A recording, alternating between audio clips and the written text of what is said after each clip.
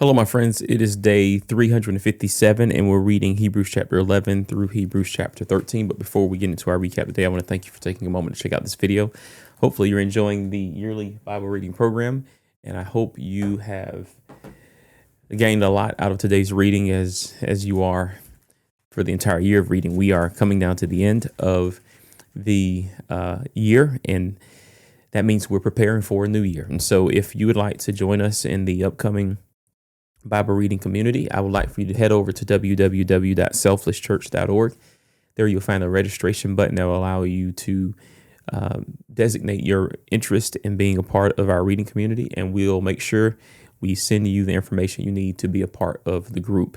If you have not yet found a good community, this will be a great opportunity for you to jump into one, and I can guarantee you, you will find some sort of value from being a part of a community of people trying to read the Bible and understand it together. So I'll invite you to join us. All right, so here we are. We are finishing up yet another book of the Bible, and it is the book of Hebrews. As we noted earlier in the week, the book of Hebrews is such a great book. It helps us understand how and why the new covenant is better than the old covenant, and it helps us understand why we cannot get out of the out of the old covenant what only can be gotten out of the new covenant. And so, if you're interested in knowing more about the differences, this is a great book to read, and it is significant in a variety of ways. Today, we finished up by looking at how faith was always a part of the relationship that man shares with God. And some might say that, we're in a covenant where faith was introduced and it was not necessarily required or necessary in the previous times, but that's really not the case. We understand that faith was always a part of what was needed to form a relationship with God. But the law was the variable or the mechanism by which those who are faithless could be guided into some sort of atonement and some sort of mediation so that they could be received for the purposes of doing God's work. But faith always was a part of the equation. It was actually the basis and the foundation for which one was to obey the law. So rather than thinking about it as faith or the law, think about it this way.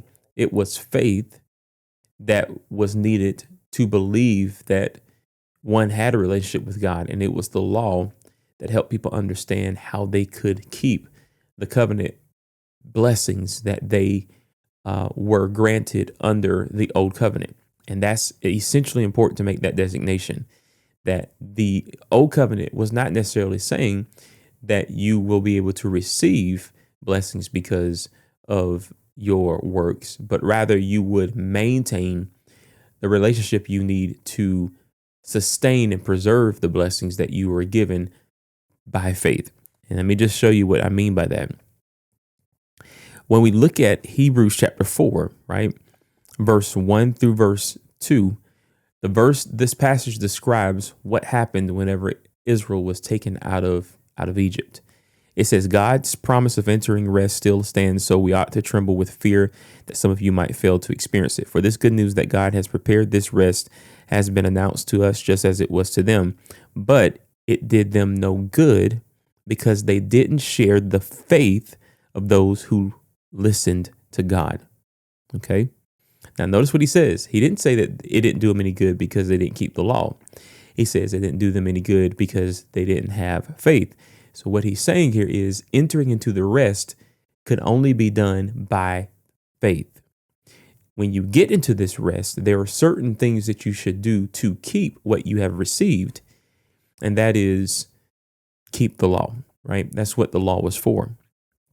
But they didn't do that. And so the writer here encourages the readers to have the sort of faith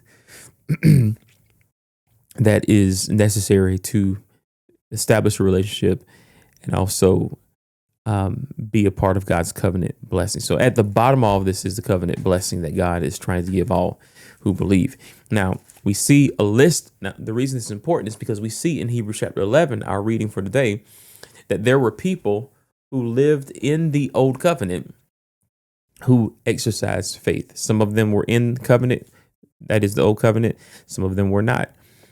But at the end of the day, their faithfulness is what stood out, not just simply keeping the law.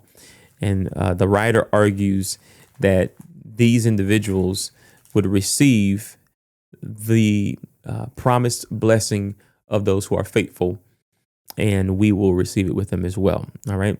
Now, chapter 12 and chapter 13, chapter 12 in particular, because of the doctrine of faith that had been established in the 11th chapter, is a call for perseverance, right? To continue in this way, to obey God, to not do what Israel did, that is, walk away from the responsibility that they had as God's children, but rather we should, those who believe in Jesus, we should carry ourselves in a way that reflects what it means to be a believer and a follower of Jesus Christ. So it's very important that we understand that this is not a way of earning salvation, but it is a way of living within the responsibility of those who have gained salvation through their faith, right?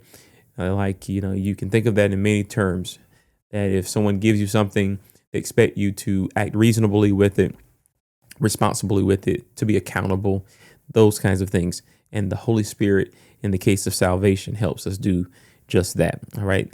And then we see in chapter 13 that the writer is giving somewhat of an ethical exhortation, things that one should do,